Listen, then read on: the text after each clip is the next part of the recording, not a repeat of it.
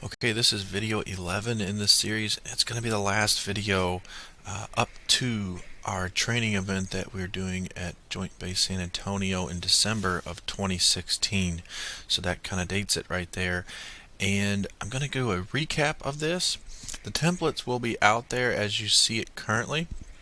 So if you just wanted a refresher on some things or need to know where to go to look more, or if you're really already pretty familiar with how Excel works with data connections and integrating it, and you just want to get started real quick, so this one you'll just want to look over. I'm going to go over some of the basics again. This tool here, if we right click on the bottom left here, we're going to see all of our tabs. Remember that formulas tab that's in here. All the formulas that we worked with, if you wanted to build from scratch, just remember that when we're looking at these, we did use define names like eq_OC. That's that eq OC table in the data table section. So if you were to rename those, just know that that's referencing a table or a named range. So if you were to build it from scratch, just realize that. Also, these at funds controller, if you see a bracketed item in the formulas, that's referring to a field column name. So for example, in the arrows data, the column name is obligated funds, and if I go over to my formula, it's bracket at issued. That's talking about those field names. So make sure that if you're using these formulas, that your field names say exactly that, or else you're going to get a hashtag ref error. And it can be easily corrected by simply highlighting and resetting that. So that's where all these formulas are. The screenshot for sorting that invoice by LOA to make sure that this runs efficiently as possible, and then following with the arrows. Data tables, again, here's where you update for the drop downs for your Pateo description. That is the engine that runs, makes the reporting much more powerful, compact, and meaningful. Just update these. If I needed another resource center, I can tab and expand my table, or I can just pull it down. You see I've got a whole fiscal year worth of data, so whenever I expanded that table, it recalculated for me. I just type in something new and then it becomes available to me for use in my drop downs in the Pateo description table. Fund code appropriation.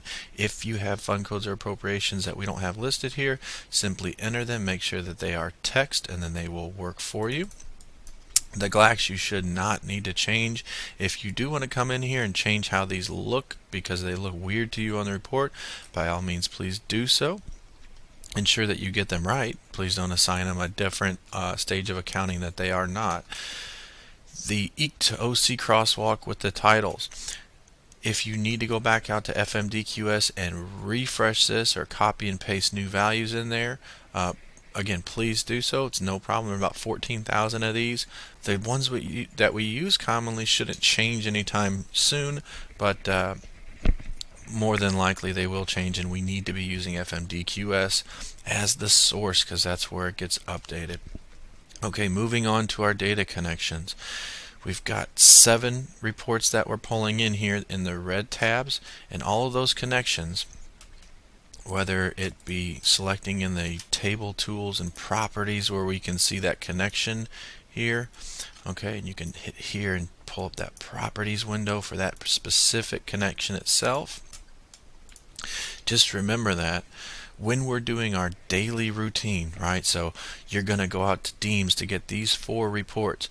Pull those reports, save them right over top. You're going to get that warning that says, do you want to copy and paste over this report? The answer is yes. Make sure you open the Deems reports up. Enable content. The reporting tool, the resource report, will give you an error if you do not enable content, and then a report could break or something like that. Don't worry, just make sure that you pull your reports down, save them over top just like this, name just like this, enable content. Same with CRIS. You won't need to open CRIS to enable content. Just make sure that you don't change the name of the CRIS query. If you do change the name of the CRIS query, you'll need to make sure that you reset that connection so it knows the name to look for in the command text. And then Arrow's Workday Execution Report. open it up, and I believe it's the first record that you have to delete the row in. So everything starts in A1. That's the first name of the first column in your raw data. All 7 of these, that's shouldn't take you more than a handful of minutes, depending on how much arrows and Deems are cooperating at the moment. As things change, as perhaps Discover View becomes OBIEE or OBI, we'll change the videos to show you how to download those and incorporate them as well. So the data connections themselves, you can go to the data tab to kind of manage and have an overview look of everything that's going on.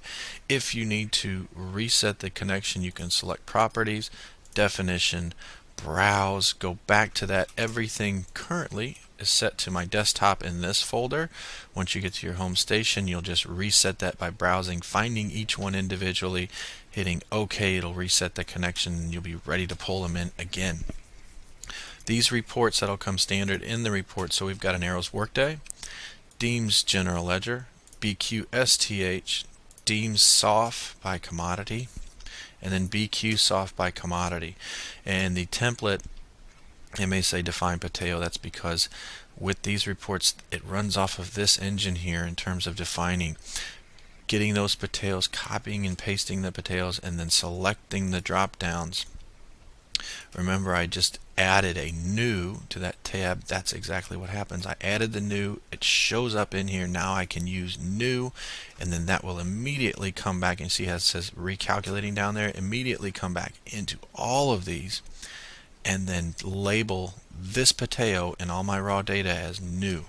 If I delete, it's going to recalculate immediately, so that I can then go back into my reports, refresh my reports, and then it updates. So that Pateo description tab, and over the course of a year, when you get this much data, a little bit of a lag, no worries, it's well worth it. And all the way through the beginning and middle of the year, you'll see very, very little lag.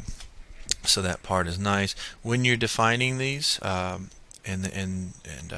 you may get a lag when you filter onto these. If you don't want to just kind of scroll down, you can come in here. If I want one specific RCCC 342-600 and go find it, so that's going to pull up all my unique 342-600s. I can hit OK, or CivPay is a good example, 111.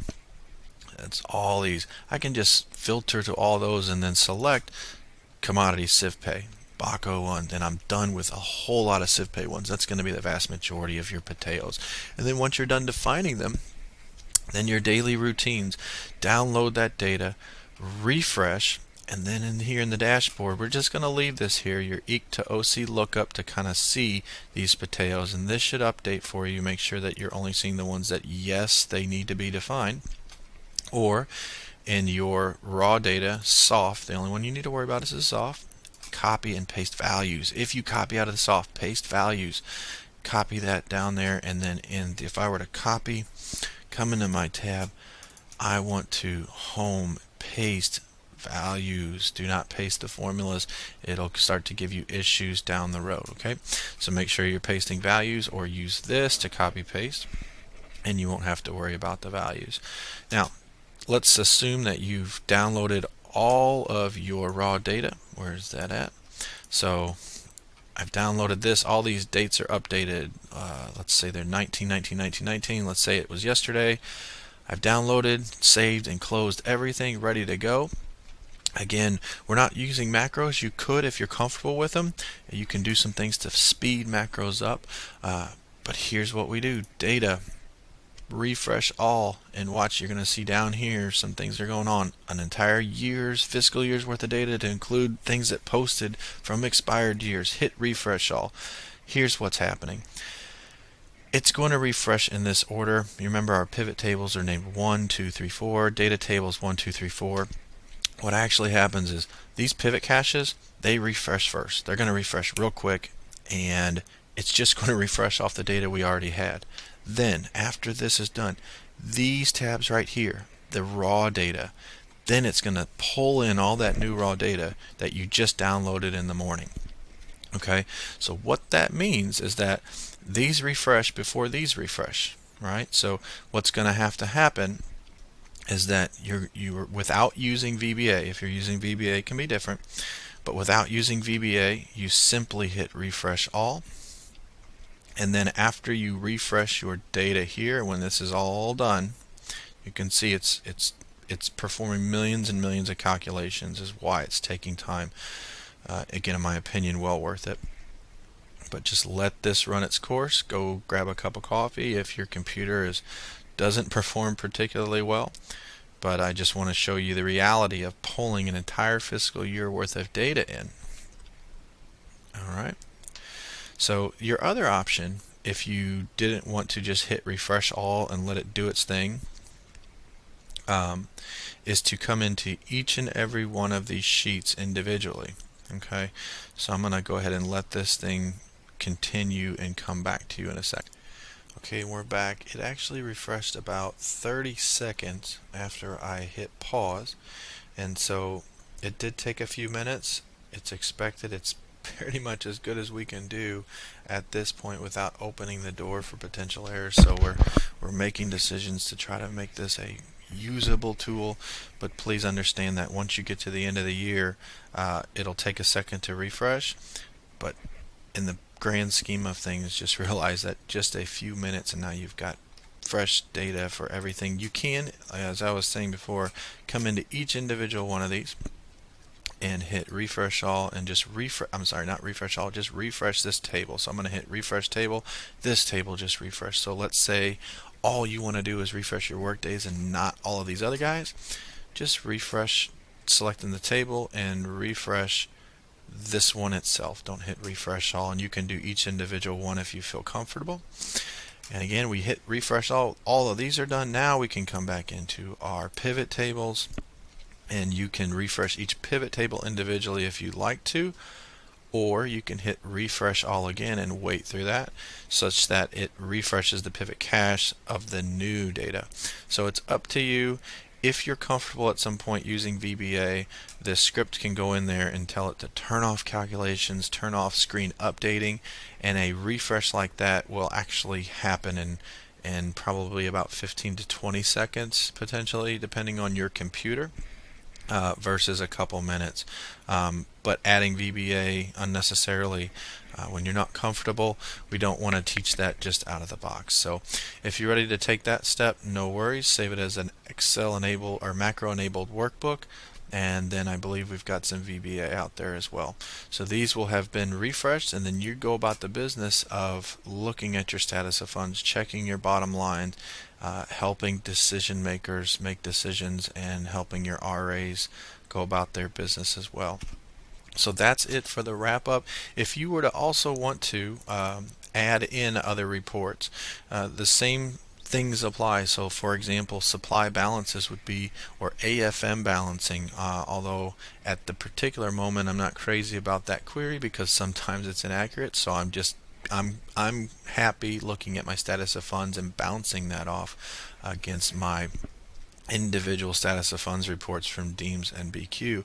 But if you wanted to add in that AFM balancing report, that you can make some cool balancing reports to see everything, expired years and current year, or if you wanted to pull in your PFMR balances, that supply query that's available in CRISP, by all means add a new tab, add a new data connection, maybe do some helper columns if you need to, get a report. Exact same idea, but for this resource management report, we're pulling in these 7 reports, giving you the ability to look at your status of funds, research in the STH, and look at your work days all in one snapshot.